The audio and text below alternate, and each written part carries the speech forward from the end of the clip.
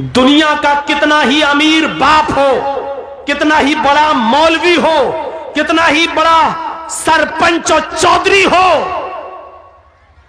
अगर उसने अपनी बेटी की मर्जी के खिलाफ उसकी शादी किसी दूसरी जगह कर दी तो इस शादी का कोई एतबार नहीं है शरीयत के अंदर। मसलन हम जहां करना चाह रहे हैं शादी, मेरी बेटी वहां तैयार नहीं है, मेरी बेटी जहां शादी करना चाह रही है वहां हम नहीं चाहते कि वो शादी करे, हमने अपनी पसंद का लड़का लाकर उसका निकाह करा दिया और बेटी मजबूर होकर उसके साथ निकाह करती है, लेकिन वो काजी से ये कहती है, काजी साहब निकाह पढ़ाने वाले से कहती है, मौलाना साहब ये निकाह मेरी मर्जी के खिलाफ मेरे बाप ने जो लड़का लाकर रख दिया है ये दिल से मुझे पसंद नहीं है, काजी साहब निकाह नहीं पढ़ाएंगे और अगर पढ़ा देते हैं तो उसके निकाह की कोई हैसियत नहीं है। एक औरत, एक सहाबिया अल्लाह के नबी के पास आई और कहती, अल्लाह के रसूल मेरे बाप ने मेरा निकाह ऐसी जगह कर दिया है जो लड़का मुझे पसंद नहीं है। अल्लाह के रसूल ने निकाह हो जाने के बाद भी उस लड़की से कहा, अगर वो तुम्हें पसंद नहीं और इसके बावजूद तुम्हारे बाप ने तुम्हारी शादी कर दी है तो तुझे इख्तियार है, तू चाहे तो उस लड़के के साथ रहे या तू चाहे तो मैं निकाह तेरा फिस्क कर देता हूं, लड़के के तलाक देने की जरूरत नहीं है, निकाह फिस्क कर देता हूं।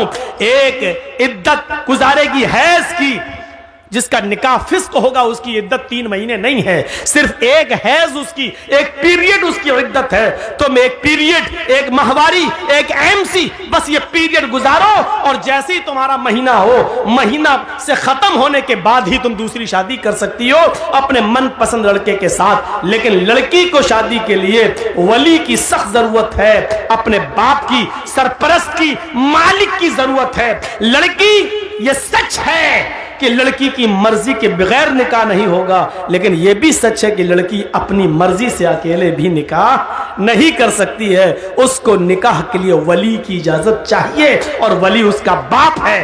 बाप अगर दिमागी तौर पर कमजोर है तो चचा है, चचा दिमागी तौर पर कमजोर है तो लड़की का भाई है, और लड़की का भाई भी नहीं तो कोई और जो उसका रिश्तेदार करीबी होगा उसकी इजाजत चाहिए। लेकिन जिस लड़की का कोई ना हो तो फिर काजी खुद वली बन सकता है। जैसे मौलाना जर्जीस अगर किसी का निकाह पढ़ा रहे हैं, लड़की का बाप भी नहीं है, लड़की का भाई भी नहीं है, लड़की का चचा भी नहीं है, तो फिर मौलाना जर्जीस खुद काजी, खुद वली बन सकते हैं और उस लड़की का वली बनकर निकाह करा सकते हैं, काजी वली बन सकता है। लेकिन कोई दूसरे गांव की लड़की अपने बाप का घर छोड़कर भागकर आपके गांव में रतनी में आ जाए तो रतनी का रहने वाला कोई बुढ़ा उस लड़की का बाप नहीं बन सकता है।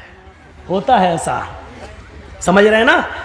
किसी दूसरे गांव की कोई लड़की भाग के रतनी में आ गई, रतनी के लड़के के साथ शादी करना चाहती है, अब उसके बाप ने कह दिया तू भाग के गई है, मेरे घर में अगर कदम रखेगी तो हम टांगे काट देंगे तेरे, मरते दम तक तुझसे रिश्ता खत्म। अब वो लड़की वहां नहीं जाना चाह रही है, यहां एक बुढ़ा उठता है, हाजी है साहब, पान मुंह में खाते हैं, सऊदिया का रुमाल डाले हुए हैं, बेटा कोई बात नहीं मैं तुम्हारा बाप बन जाता है। तेरे बाप बन जाने से रिश्ता जायज नहीं हो जाएगा, वो लड़की भाग कर आई है, न किसी के बाप के बन जाने से न हाजी और नमाजी कोई मौलवी भी उसका बाप नहीं बन सकता है। मुंह बोले बाप की कोई हैसियत नहीं है शरीयत के अंदर।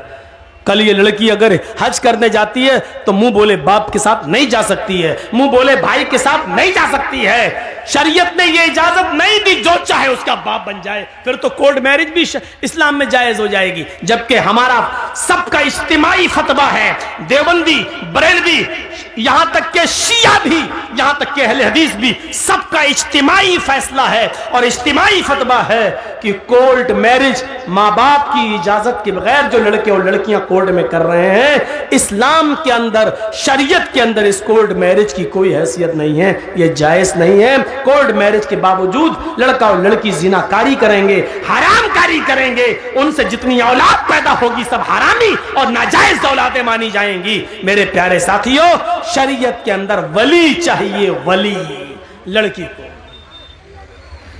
वली।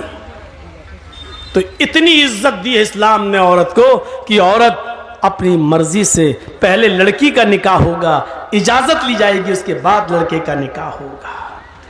اگر شادی کے دن ہی لڑکی منع کر دے کہ ہم نہیں کریں گے، لوٹاؤ ان چوروں کو، بھگاؤ بھگاؤ ان ڈاکوؤں کو، یہ لوٹنے آئے ہیں، نہیں کریں گے، میرے بھائیوں ہمیں اور آپ کو فیصلہ کرنا پڑے گا۔ تو اتنی جہالت تھی عرب کے اندر، لیکن اسلام نے اتنی عزت بخشی ہے عورت کو، جہاں لڑکیوں کو زندہ دفن کر دیا جاتا تھا۔ آپ دیکھ رہے ہیں ہندو دھرم کے اندر کیا ہے، برہما جی نے اپنے منہ سے برہمن کو پیدا کیا، ہاتھوں سے چھتری کو پیدا کیا، ران سے ویش کو پیدا کیا، اور پیروں سے شودر کو پیدا کیا۔ شودر ہریجن پیروں سے پیدا ہے برہما جی کے۔ آگے لکھا ہے کہ اگر کوئی برہمن کسی شودر کی لڑکی پر غلط نظر ڈال دے، اگر کسی برہمن کو کسی شودر کی لڑکی پسند آ جائے تو شودر کو چاہیے کہ اپنی بیٹی اس برہمن لڑکے کو دے دے، لیکن اگر کسی شودر کو کسی برہمن کی لڑکی پسند آ جائے، اگر کسی شودر کو کسی برہمن کی بیٹی پسند آ جائے تو راجا کو چاہیے کہ اس شودر کو پکڑ کر اس کی دونوں آنکھیں پھوڑ دے۔ جن آنکھوں سے اس نے برہمن کی بیٹی کو دیکھا اس کی آنکھیں پھوڑ دے۔ غور کریں آپ، برہمن کو اگر پسند آ جائے تو شودر کو اپنی بیٹی دے دینا چاہیے، لیکن شودر کو اگر برہمن کی بیٹی پسند آ جائے تو راجا کو چاہیے کہ وہ شودر کی دونوں آنکھیں پھوڑ دے۔ یہ عزت ہے عورت کی ہندو دھرم میں، دیکھ لیجیے آپ۔ اور اسلام اس کے برعکس کیا کہتا ہے کہ لڑکی کی اجازت کے بغیر تم نکاح تک نہیں کر سکتے ہو۔ آپ نے دیکھا ہے کہ عورت کا مقام اسلام کے اندر کیا ہے، اور مزید دیکھنا چاہتے ہو تو آؤ میں تمہیں دکھاؤں ایک عورت کو کیا سمان دیا ہے۔ کبھی حج کرنے گئے ہو؟ نہیں، اللہ تعالی ہم سب کو توفیق دے حج کرنے کی، اللہ رب العالمین اس مقدس مقام پر ہم سب کو پہنچائے۔ جب آپ جائیں گے یا جو لوگ گئے ہیں ان سے پوچھئے، آپ پہلے عمرہ کریں گے، اور عمرہ جب آپ کریں گے تو جاتے ہی آپ احرام کی حالت میں پہلے خانہ کعبہ کا طواف کریں گے، 7 چکر لگائیں گے۔ خانہ کعبہ کا طواف پورا کرنے کے بعد آپ مقام ابراہیم کے پاس 2 رکعت نماز پڑھیں گے۔ اگر وہاں جگہ نہ مل سکے بھیڑ میں تو پورے خانہ کعبہ میں جہاں آپ کو جگہ ملے وہاں 2 رکعت آپ نماز پڑھیے۔ پھر آپ کو جو دعا مانگنا ہے مانگیے۔ اس کے بعد آپ کو صفا اور مروہ کی سعی کرنا پڑے گی، صفا اور مروہ کا چکر لگانا پڑے گا۔ آپ کو پہلا چکر صفا سے شروع کرنا ہے، مروہ تک جانا ہے، مروہ سے پھر لوٹ کے آنا ہے، صفا تک جانا ہے۔ آپ کو آنے اور جانے کو ملا کر 7 چکر لگانا ہے۔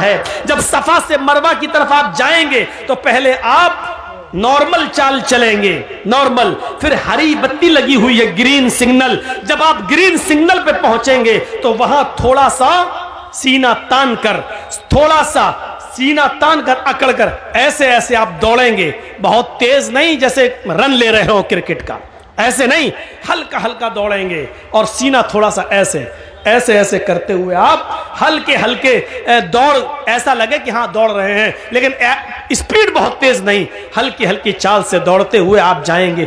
کیوں؟ آپ پھر دوسری ہری بتی لگی ہے، وہاں آپ پھر نارمل چال سے شروع کریں گے، پھر ہری بتی لگی ہے، پھر وہاں آپ سینہ تانیں گے اور اکڑ کے چلیں گے، پھر مروہ سے آتے وقت بھی آپ ایسا ہی کریں گے۔ ان مقامات پر جہاں ہلکا ہلکا سینہ تان کر دوڑا جاتا ہے وہاں حضرت ہاجرہ دوڑی تھیں، جب ان کے بیٹے کو پانی نہیں مل رہا تھا، زمین پر ایڑیاں رگڑ رہے تھے اسماعیل، منہ میں انگوٹھا رکھے چوس رہے تھے، اور ہاجرہ کہہ رہی تھی اللہ میرا بیٹا پیاسا ہے، تیرا بندہ ابراہیم اس کو تیرے سپرد کر کے گیا ہے، مجھے اور اس بچے کو تیرے سپرد کر کے گیا ہے۔ جب میں نے پوچھا کہ مجھے کس کے حوالے کر کے جا رہے ہو، کس کے حوالے، الا من تترکونا، ہمیں کس کے حوالے چھوڑ کے جا رہے ہو، تو ابراہیم علیہ السلام نے آگے بڑھتے ہوئے کہا تھا اللہ، اے اللہ مجھے اور اس بچے کو اس نے تیرے حوالے کیا ہے، تیرے سپرد کیا ہے، اس بچے کو پیاس کی شدت محسوس ہو رہی ہے، علاقے میں کہیں پانی نہیں ہے۔ حضرت ہاجرہ پانی کی تلاش میں پہاڑی کے اوپر چڑھ جاتی ہیں، صفا سے نیچے جھانک کر دیکھتی ہیں، شاید کوئی گاؤں، شاید کوئی قبیلہ، شاید کوئی محلہ مجھے نظر آ جائے۔ दो चार आदमी रहने वाले नजर आ जाएं और मैं उनसे थोड़ा सा पानी ले लूं, लेकिन पहाड़ी की ऊंचाई पर चढ़ने के बाद भी उनको नीचे कोई बस्ती नजर नहीं आई। सफा से चक्कर लगाती हैं, नॉर्मल चाल चलती हैं, फिर थोड़ी दूर सीना तान कर चलती हैं, दौड़ती हैं, फिर रुकती हैं, फिर नॉर्मल चाल चलती हैं, फिर दौड़ती हैं, मरवा पे पहुंच जाती हैं। मरवा की पहाड़ी से नीचे झांक कर देखती हैं कि कोई बस्ती मिल जाए, कोई मोहल्ला मिल जाए, कोई गांव मिल जाए जहां मैं थोड़ा सा पानी लेकर अपने बच्चे को पिला सकूं।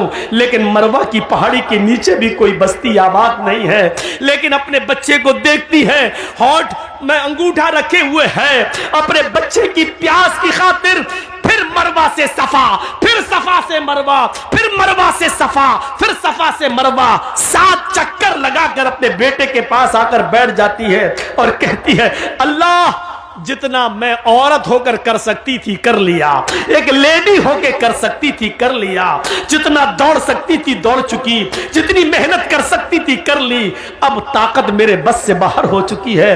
अल्लाह तू ही गैब से मदद फरमा, इस इस्माइल के लिए पानी का इंतजाम कर दे।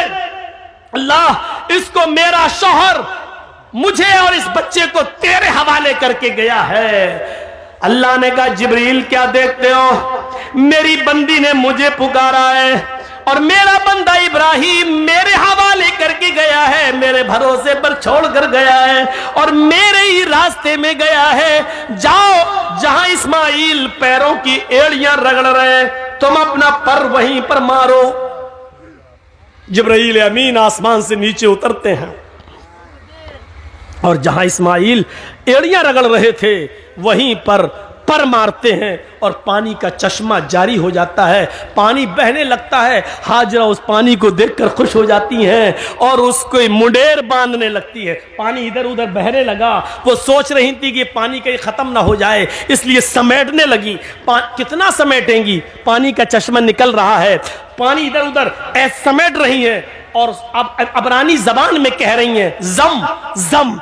ये अरबी का जुमला नहीं है, जम जम। जम जम जम का मतलब होता रुक रुक, ठहर ठहर, कहां जा रहा, रुक, जम जम, बार बार कह रही जम जम, यानी रुक रुक, जम जम, ठहर ठहर, ये बार बार कह रही हैं। लेकिन पानी कहां ठहरने वाला है, वो समेटती हैं, पानी बह जाता है। हजरत हाजरा मिट्टी से एक मुंडेर बांध देती हैं ताकि पानी इधर उधर न जाए, इसी में जमा हो जाए।